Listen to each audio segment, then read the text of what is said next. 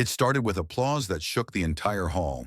The grand dining room of the United States Air Force Academy glowed with pride and anticipation. Chandeliers sparkled above rows of neatly set tables, each one surrounded by cadets in crisp blue uniforms, their badges gleaming under the golden light. Laughter and low chatter filled the room until the moment the doors swung open. Every head turned. Every conversation stopped. Walking through the golden doors, hand in hand, were President Donald Trump and Melania Trump. No one expected them to be there. The visit wasn't on any official schedule, and even the Academy's senior officers had kept it quiet. Throughout the day, whispers had spread among the cadets. Someone important is coming tonight. Some guessed it might be a general, others thought maybe a high-ranking Pentagon official. But when the Trumps appeared, the entire atmosphere shifted from curiosity to awe. The applause began almost instantly, loud, thunderous, echoing off the marble walls. Trump waved with that familiar, confident gesture that everyone recognized. He moved slowly through the center aisle, shaking hands, smiling, and nodding to the rows of cadets who stood at attention. His presence filled the room, powerful, commanding, yet oddly personal. Beside him, Melania was the picture of elegance and grace. Dressed in a soft navy blue gown that matched the cadets' uniforms, she smiled warmly, making eye contact with as many young men and women as she could. Her calm presence seemed to balance Trump's energy perfectly. At the front of the hall, the Air Force band began to play "Hail to the Chief," and though many of the cadets tried to maintain composure, a few couldn't help but raise their phones discreetly, capturing the once-in-a-lifetime moment. When the Trumps reached the head table, the applause finally began to fade. Trump turned toward the crowd, gave a short wave, and smiled as if he were among old friends. The dinner, organized to honor the hard work, discipline, and dedication of the cadets, was already memorable. But what no one in that hall could have known, not the cadets, not the officers, not even the guests of honor, was that before the night was over, a single unexpected question would change the entire mood and leave even President Trump momentarily speechless. Once everyone was seated, the hum of conversation faded. The lights dimmed just slightly, and all eyes turned toward the stage. President Donald Trump stood smiling, microphone in hand. He looked around the massive dining hall filled with hundreds of young cadets, America's future leaders in uniform, and said with a grin, "Well, I have to say, this might be the best-looking crowd I've seen in a long time." Laughter erupted. The tension melted away. Trump was in high spirits that night, his energy filling every corner of the room. He cracked jokes, told a few stories from his time in office, and even teased a few cadets sitting near the front. "You've got more discipline here than half the Congress I knew," he said, drawing another wave of laughter and applause. Even the general sitting nearby couldn't help but smile. After the laughter died down, he spoke more seriously about the meaning of service, about what it takes to wear the uniform with pride. "You're not just training to defend a country," he said.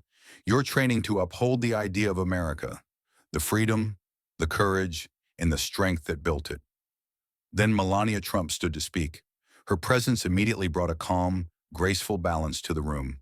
Her voice was soft, yet every word carried weight. "Service," she said, "is not only about courage in the field.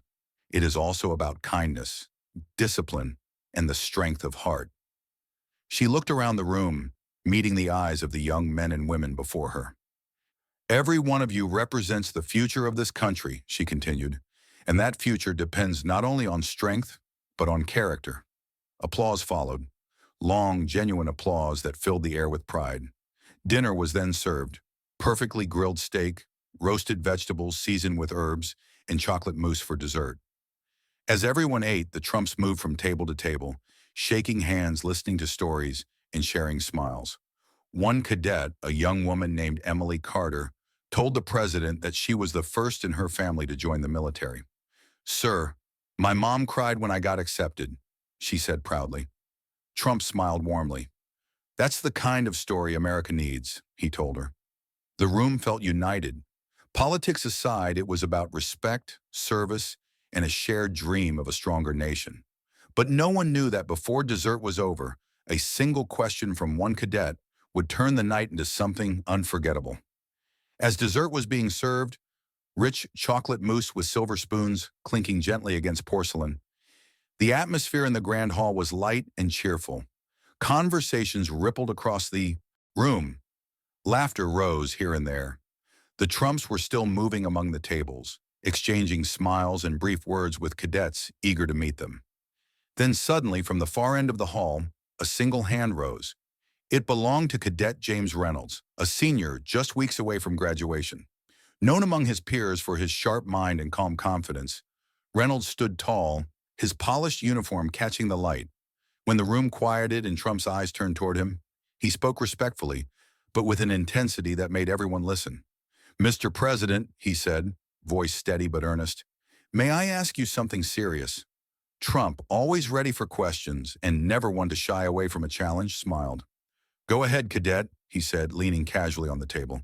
"Fire away." Reynolds took a breath, his hands clasped behind his back. "Sir," he began carefully, "you've talked a lot about leadership tonight, about strength, success, and winning. But what's the one thing you regret the most?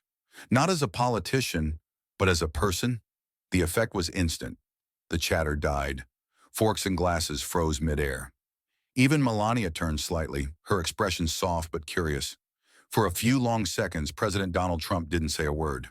His usual quick wit and bold tone seemed to pause. The silence grew heavier, stretching across the room like a held breath. Every cadet leaned forward, waiting. Finally, Trump exhaled slowly, lowered his shoulders just a bit, and leaned into the microphone. His voice came out quieter, deeper. "My biggest regret," he said, "is not realizing early enough how much pressure leadership puts on the people you love." You could have heard a pin drop. He continued, his tone no longer that of the confident speaker, but of a man reflecting. "When you fight battles, political, public, whatever they are, your family fights them too. Melania has been through a lot. My kids have been through a lot. When you lead, remember who stands beside you, because they carry your battles even when you think you're fighting alone." Melania gently reached for his hand, her eyes soft with understanding. The cameras, the applause, the noise. For a moment, all of it disappeared. What remained was silence, sincerity, and a rare glimpse of raw humanity. The room would never forget it. After that answer, the energy in the room changed completely. Moments earlier, the hall had been buzzing with conversation, laughter, and the clinking of silverware. Now it was filled with something deeper, an unspoken understanding that they had all just witnessed something rare. The atmosphere wasn't political anymore. It wasn't about titles or fame or even rank. It was about humanity. The cadets, who had arrived expecting a traditional dinner and a few patriotic remarks, found themselves listening to something entirely different, a moment of truth. Trump's words about family and sacrifice had struck a chord. Some cadets exchanged quiet glances. Others sat still, reflecting. It wasn't the kind of answer they expected from a man known for his larger-than-life confidence. Then Melania stood. Her presence was calm, graceful, and her voice carried through the hall like a soft echo. "It's easy to look at uniforms and titles," she said gently, her accent giving the words a quiet rhythm. "But behind every leader is a person, with fears, with hopes, and with a heart. Don't forget that when it's your turn to lead." Her words seemed to linger in the air, wrapping around the room like a soft melody. The cadets listened intently, their faces reflecting respect and admiration. For many, it was the first time they had seen this side of the couple. Humble, vulnerable, human. When she finished speaking, the room erupted into applause. It wasn't the quick, polite kind that usually follows a speech. It was long, heartfelt, and full of emotion. The cadets stood, clapping and cheering, honoring not the power in front of them, but the honesty they had just witnessed. Some said later that night they had never seen President Donald Trump so genuine, so open and unguarded.